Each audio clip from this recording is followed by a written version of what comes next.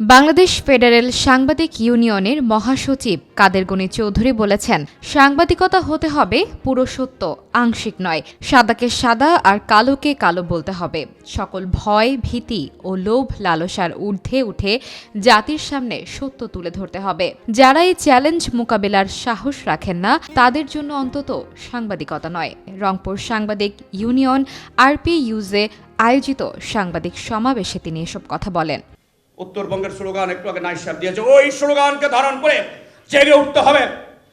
জাগিয়েছেন আজকে যা দিয়ে গেছেন, আজকে সারা উত্তরাঞ্চলের সাংবাদিকের এসে শপথ নিতে হবে। আমরা সাদাকে সাদা বলবো, কালোকে কালো বলবো।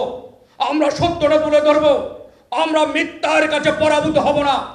আমরা কোনো অপশক্তির কাছে মাথা নত করবো না। বাংলার মাটিতে আর কোনো ফেসিস আসতে পারবে না যদি শপথ আমরা সাংবাদিকরা নেই। সাংবাদিকতা হতে হবে পুরো সত্য, আংশিক নয়। 100 ভাগের 1 ভাগও যদি অসত্য থাকে সেটা সাংবাদিকতা নয়।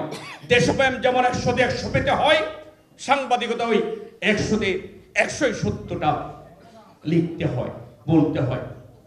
রংপুর ছাড়াও দিনাজপুর, কুড়িগ্রাম, লালমনিরহাট, গাইবান্ধা, পঞ্চগড়, সৈয়দপুর, বগুড়ার সাংবাদিকরা এ সমাবেশে যোগ দেন।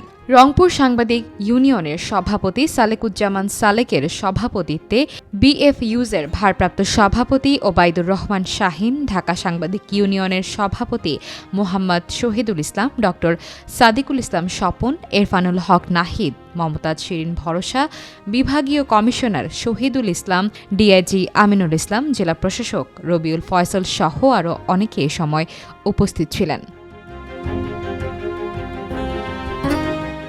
সমাবেশের উদ্বোধন করেন 24 জুলাই আগস্ট বিপ্লবের শহীদ সাংবাদিক তাহির জামান প্রিয়র মা ও জুলাই স্মৃতি ফাউন্ডেশনের সদস্য শামসী আরা জামান কুলি। তিনি বলেন, রাষ্ট্রের চতুর্থ স্তম্ভ হিসেবে বিবেচিত গণমাধ্যম গণতন্ত্র, সুশাসন ও আইনের শাসনের নিরন্তর সহযোগী।